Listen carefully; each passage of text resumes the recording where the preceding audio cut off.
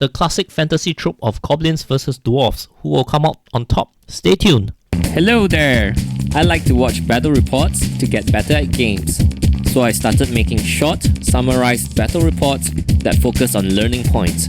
So welcome to my channel, Newbie Dice. Do like, subscribe, and hit the bell icon if you enjoy my videos. Do consider speeding up this video with the YouTube settings to consume this content or other YouTube content in a fraction of the time. Alright, so this is part of my Clash of Kings Asia tournament, and this is round 3. The tournament was held in February of this year in Malaysia.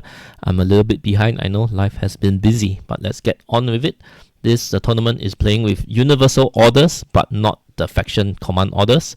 So because of that, most people just kept to the default 3 red dice, which averages 2 to 3 command points a turn. So most people are just doing an accuracy here, a strength there. Endurance is pretty popular to heal 1 wound.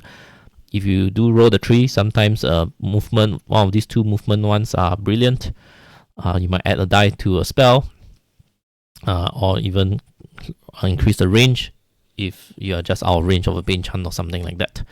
So my list is Goblins. This is the third time I'm showing this list. So you can pause if you want to go through it. If not, I'll just move on. So this is my opponent's Dwarf list, spotting the formation, one of the best formations, if not the best one in the game. And this list has quite a bit of healing as well. So usually Dwarfs, they have high defense, but they can't grind that well as most people might think, because they'll eventually die still. But this can be solved by being creative about getting some wound mitigation and recovery. Shroud of the Saint for heal 3. And Radiance of Life on both the Stone Priest. There is Buckskin to block damage, and there is Scorched Earth to blunt a charge as well. So Buckskin is great because even on defense 5, right, you are blocking 1 to 2 damage. You should have 1 to 2 successes a turn. So that's also equivalent to a heal success of 1 to 2, right? If you successfully block damage from the opponent. Okay, so apart of that, a lot of defense 6, which my Goblins don't like to see. Golok's Fury, Faber Ironheart, and King on Large Beast. Lord on Large Beast, rather.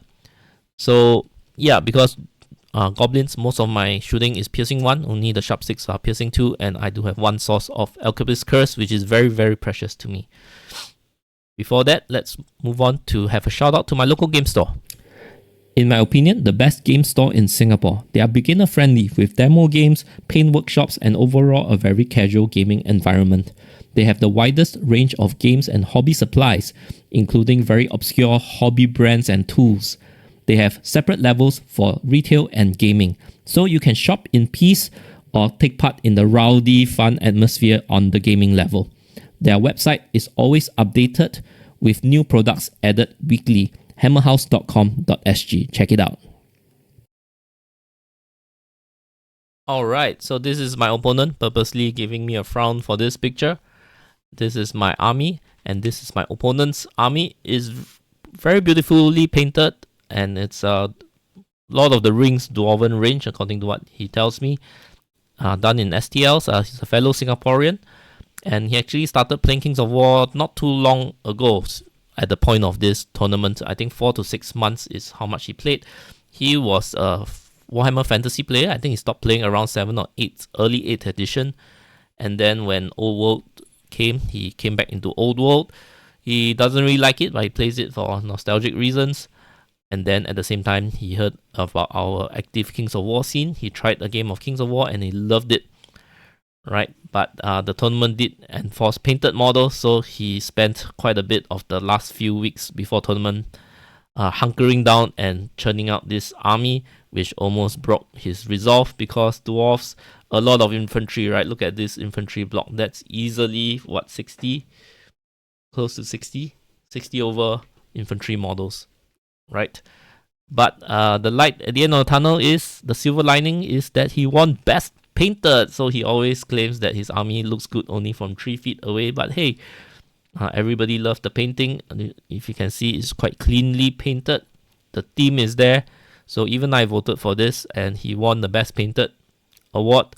which he may regret also, but not like he had a choice, right? Because the best painted is a player's choice kind of thing. All the players get to vote who is the best painted. So he's been a butt of many painting jokes because he won best painted because of it, right? So with that, let's move on to the game. The pictures are not great. I do apologize for that because our tournament occupied the whole function room level of this boutique hotel, and this table particularly was in the lobby area, so it's not very well lighted. It only has those kind of lobby lighting, and then this tournament was at night, so the sunlight wasn't there, so the pictures are a little bit dim, which also means sometimes it's a bit blurry because when the area is dim, the camera does need a longer time to get the picture, and when you don't hold it totally still, it has blurred images. So we'll make do. I'll explain through the whole thing. We're playing Pillage with 7 tokens. They are laid out here, pretty much across the center line. Just a bit up and down, up and down, up and down. I don't remember who won this to choose sides, but I think he did because he wanted this forest and this hill. So before that, let me just move on to the next slide where I labeled all the units. You can take a pause here if you like to see what they are. If not, let's move on to, oh, I think I have some spare. This is not supposed to be here. And it's not supposed to be, this is here, right? Sorry, sometimes I have extra labels that I forgot to remove. Okay, so this is the terrain. So I think he purposely chose this side to take advantage of the hill and the forest to hide his army from my shooting. Now, admittedly, he hasn't played against my Goblins before, being a fairly new player. He was very active in the weeks leading up to the tournament, but he just never had a game against me before. So he may have overestimated the strength of Goblin shooting, especially from the long range. Long range wise, right, Goblin only has the lightning bolts and the sharpstick throwers. Right, the wingets, the trombones, and even the trombone on the slasher needs to be within 12 inches. And then apart from that, just and of course, Alchemist Curse is 12 inch. Groany and the King on Chariot has 18 inch bows that has no piercing.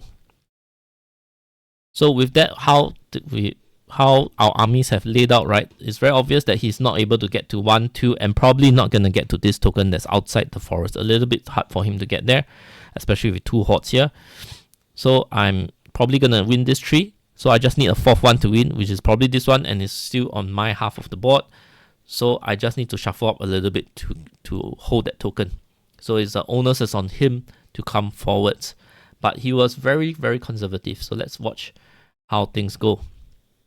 So I think I won the initiative because if I win, I'll always go first to get the first volley of shots off. And the slasher has a trombone, so it doesn't have the long range gun.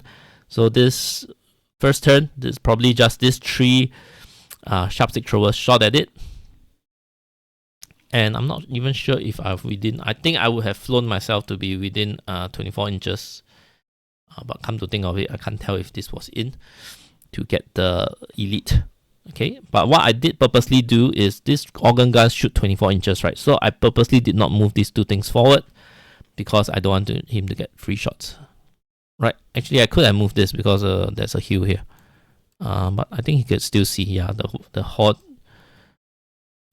might still be seen. So I didn't need to come forward anyway. There's no token around here. I'm never going to get this token for sure. I'm probably not going to get this, so I don't need to come forwards. So yep, plinked some wounds onto the Golok's Fury, but of course there is a lot of wound recovery on his side. So it'll be a slog to get the wounds off. He might have healed fully. I don't see any damage dice here. So bottom of 1, he came forward. He hid most of his stuff behind this hill. And he moved stuff forwards. This one, I think, moved 8. But this horde of shield breakers, because of the forest, can only move 4. His Dwarf Lord on Large Beast comes down to face off against my Goblin King on Chariot. But Goblin King can back up 4.5 inches. He's only just within 13 inches maybe. So I could easily just back out of his charge range. I think I've purposely spaced this spacing to be less than 50 millimeters so that the Dwarven King could never have fit in this flank. Okay, so he has limited options to swing around. He has to swing all the way around to threaten this side. or if not, he has poke through here and come around to the back. Okay, so yep, Staff move forward. He only moved one organ gun forward, so the other one did not move forward. And if I still don't move forward, he can't shoot next turn. So let's see. I think what I did, let's talk about this side. So Goblin King moved back, inviting him into this passageway.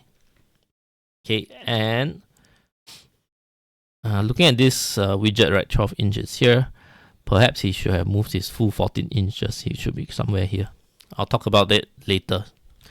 So next is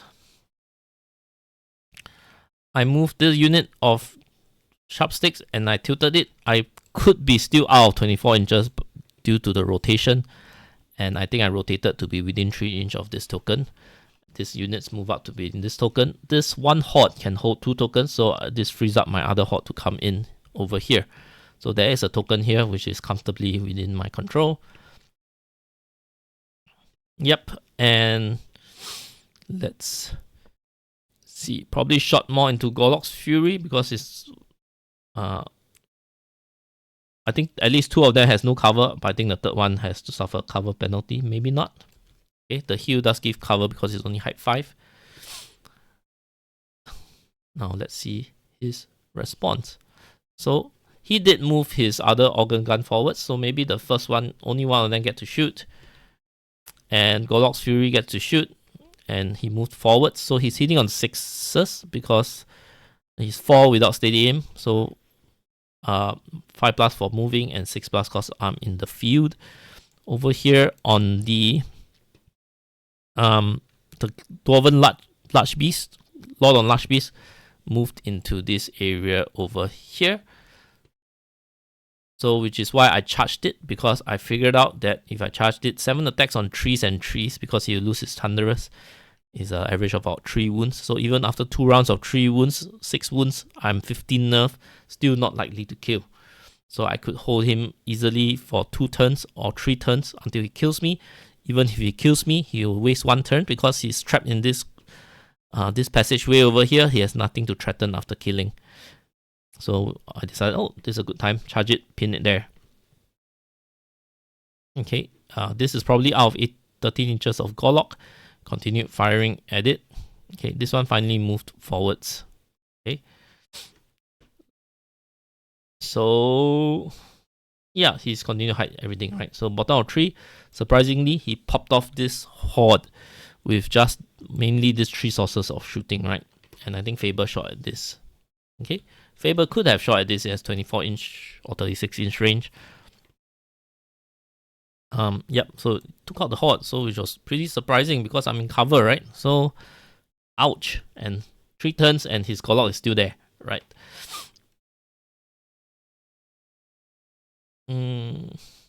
Yep, he moved this to see over the hill, clipping the hill so the unit can see over the hill. So at this point, I decided to charge it. Why did I decide to charge it? Because if I don't charge him, he will charge me, right? These 2 units will likely kill off my horde, and then his horde will be somewhere here. Turning to face is quite close to this area, so I rather pin him there, where if he kills me, he's still very far from me, right? So keeping things far away from my lines. I do have a trombone here as well. Okay, and voila, I finally killed off his Gorlocks. So I think shot from here, the 2 12-inch guns. There's a trombone here also, 12 inches. I'm not sure if my Alchemist Curse is within 12 inch. I do hope that I did bring it within 12 inches. And yep, shot it off. Now next, bottom of 4, he decided to push everything forwards, except this Mastiff Pack. I think it's left behind to hold this token. Okay, the kings are still fighting each other out. Okay, this unit expectedly pops off, and then he's still very far away from this pivotal token that I'm trying to defend. So what did I do? I unload everything into his Ironclad formation, right? All 3 wingets, Alchemist Curse, some bows from Brony, some shots here. Probably this slasher shot at it as well. lightning bolts, all the shebang. There's 3 sharpstick throwers shot at it. Right, so all that just to kill 1 unit, and I think I did some damage here.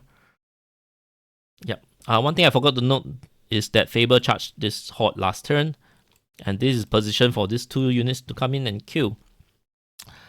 That being said, he's running out of scoring units on this side of the board, and he does have to hold this token here. There's 1 here, 1 here, 1 here, right, somewhere. Okay. So I think that influenced his decision. I did throw this trombone up once again just to throw away and block these 2 units. Okay, so of course he killed. Bottom of 5, he finally killed my king on chariot. And so without anything to threaten here, he overran forwards to this spot. And still nothing to threaten and at the bottom of 6. Okay, so he didn't double charge this unit, right? Which was surprising. But I guess because he didn't want to lose the Brocs. He did move this unit forwards, but in doing so, he made 1 mistake, which was to be within 14 inch of my slasher. Okay, so in my response, I charged the slasher in with Magua in front, killing that unit. Okay, this thing is still pinned down. Alright, so with that, I just need to hold this pivotal token. I do have the Goblin Regiment in range. And I pinned the Brock Riders by sending Groaning in. And I pinned this Horde, which also blocks this unit, by sending a Winged in. So at this point, I just want all his units to be out of striking distance of this token, and I will win the game. So bottom of 6, he killed my Sacrificial Winged, he killed my Sacrificial Groany and overran forwards. But I think he's out of striking distance of this token. I think 8 inches will bring him somewhere here. Okay, he did kill off the regiment, Goblin Regiment. But I do have still quite a bit of scoring units. Not a lot, but Slasher is unit strength 2. And this Winged is unit strength 1. I could move 2 units in. So that even if he shoots down 1, I still have 1 more unit to hold the token.